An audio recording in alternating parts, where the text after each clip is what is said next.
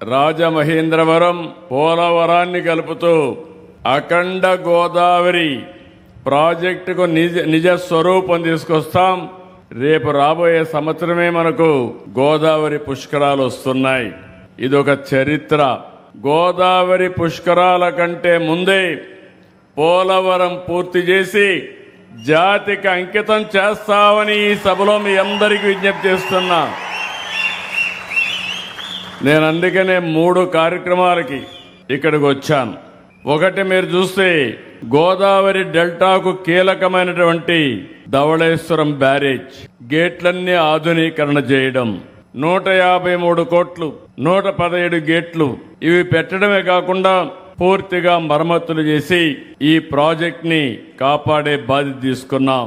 ఎప్పుడు ఎన్డీఏ ప్రభుత్వం వచ్చినా, తెలుగుదేశం ప్రభుత్వం వచ్చినా రైతులకు భద్రత భరోసా ఇచ్చేదానికి ముందుంటాం. అది మీరందరూ ఆశీర్వదిస్తున్నారని చెప్పి కూడా నేను మీకు తెలియజేస్తున్నా.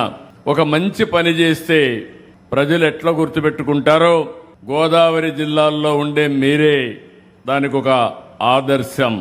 ధవళేశ్వరం కట్టి అక్కడి నుంచి మీరు చూస్తే 175 సంవత్సరాలైంది. కానీ నాగరికత ఎక్కడ నీళ్లుంటే అక్కడే ప్రారంభమవుతుంది.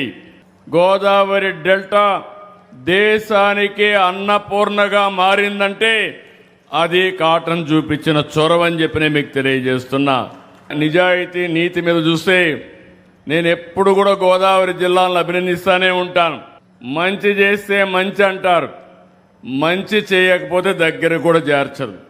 మీ మనసే మంచి మనసు, మీ ఆలోచనలు కూడా స్వచ్ఛమైనటివి.